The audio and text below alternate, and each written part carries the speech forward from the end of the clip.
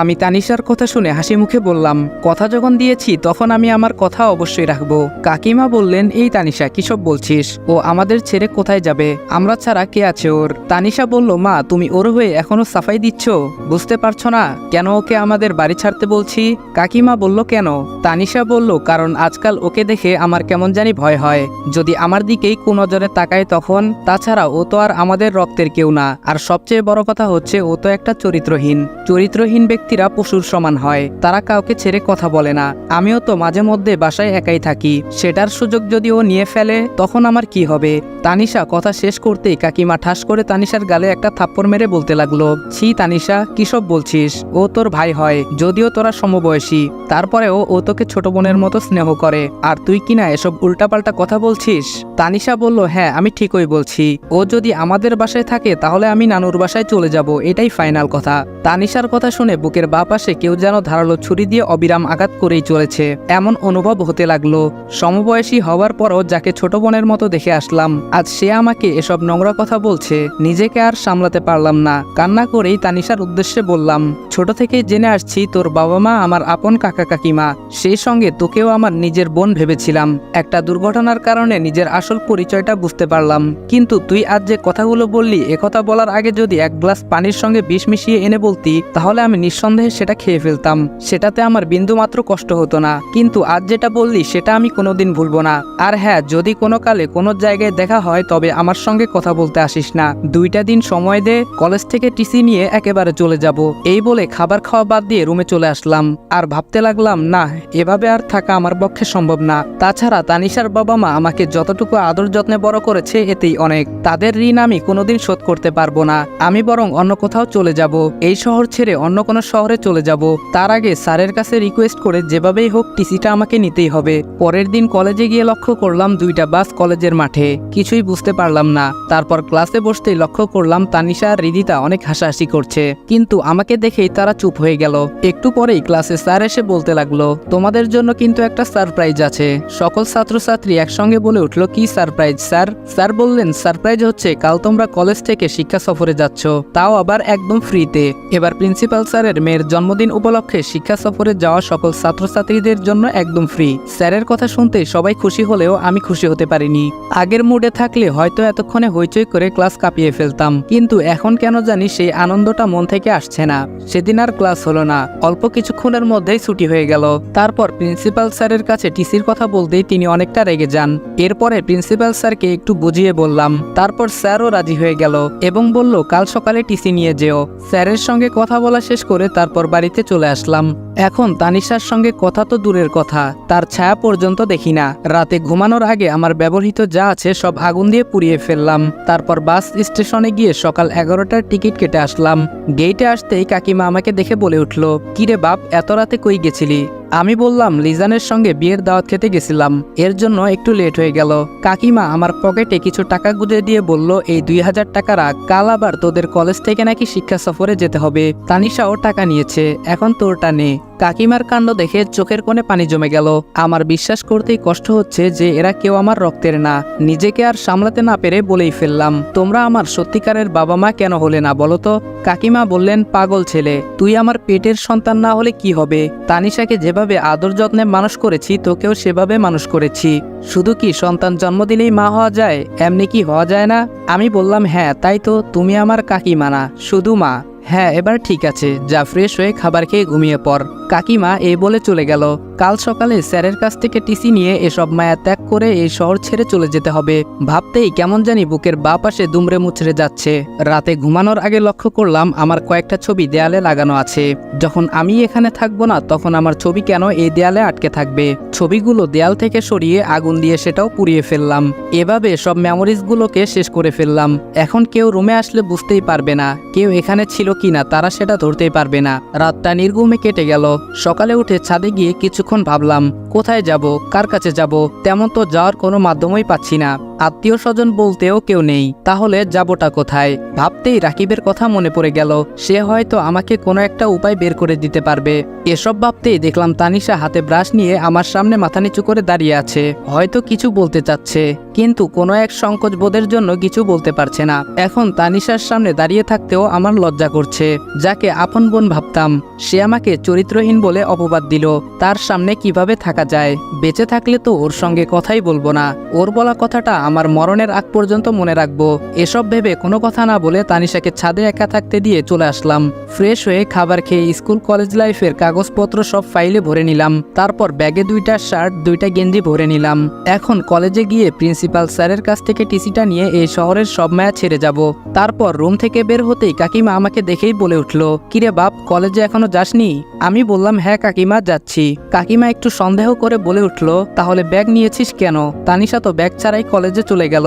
আমি বললাম, না তেমন কিছু না কাকিমা, ব্যাগে আমার নতুন টি শার্ট আছে, সেটা ওখানে লাগবে, এর জন্যই নিয়ে যাচ্ছি। তারপর কলেজে আসতেই লক্ষ্য করলাম ক্লাসমেটরা সবাই আনন্দ উল্লাসে মেতে আছে।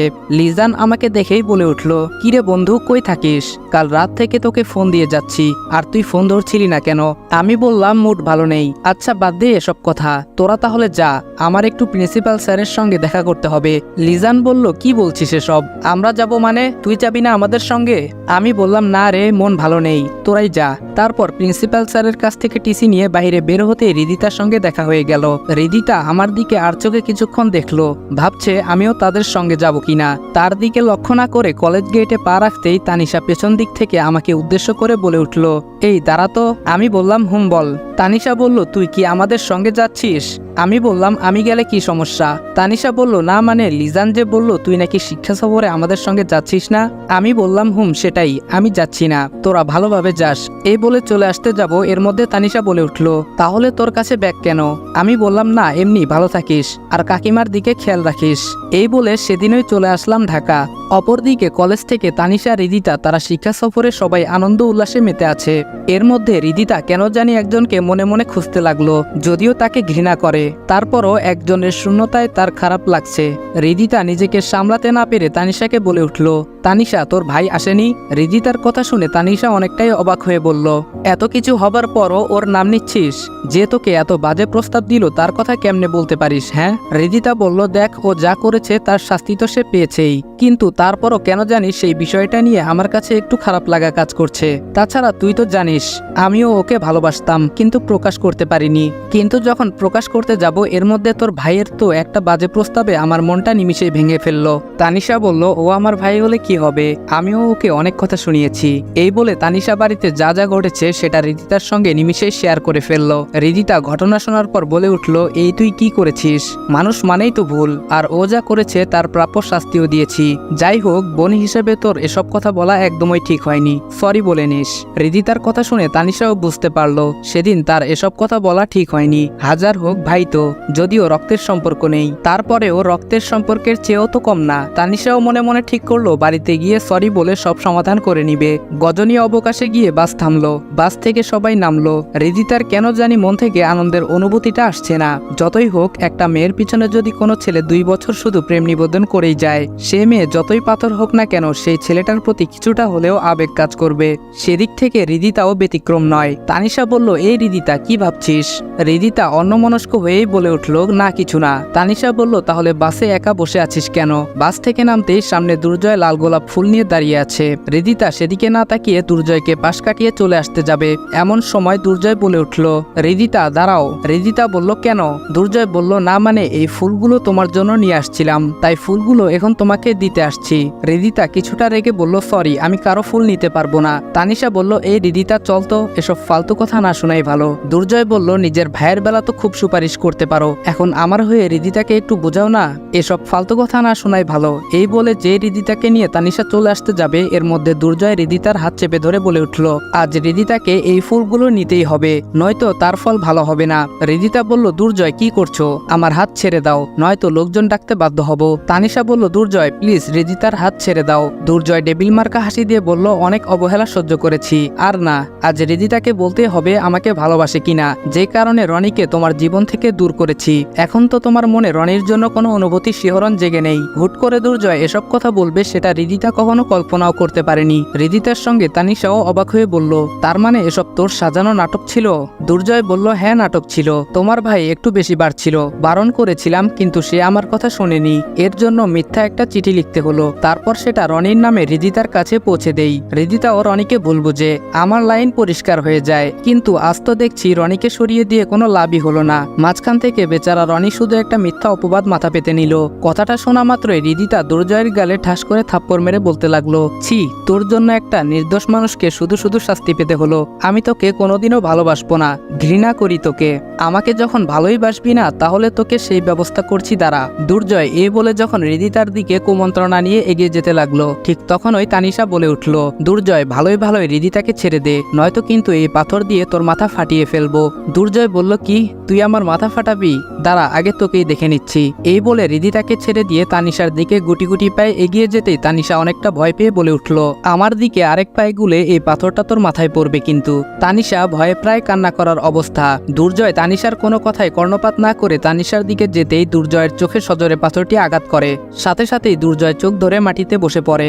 এই সুযোগে তানিশা হৃদিতাকে সাথে নিয়ে সেখান থেকে পালিয়ে যায়। তারা দ্রুত প্রিন্সিপাল স্যারের কাছে গিয়ে দুর্জয়ের নামে নালিশ করে। ফলে প্রিন্সিপাল স্যারও দুর্জয়ের নামে আইনগত ব্যবস্থা গ্রহণ করেন। সেদিন হৃদিতা কিংবা তানিশা তাদের দুজনের একজনও শিক্ষা সফরের কোনো আনন্দ উল্লাস করতে পারেনি। তাদের দুজনের ভুল ভেঙেছে। হৃদিতা তো কান্না করে তানিশাকে বলে ফেলল, তানিশা বিশ্বাস কর, আমি সত্যি এসব জানতাম না, জানলে কখনো তোর ভাইয়ের সঙ্গে এমনটা করতাম না। তানিশা বলল, এখন এসব বলে কি হবে? আমিও তো তোর পক্ষ নিয়ে আমার ভাইকে অনেক অপমান করেছি।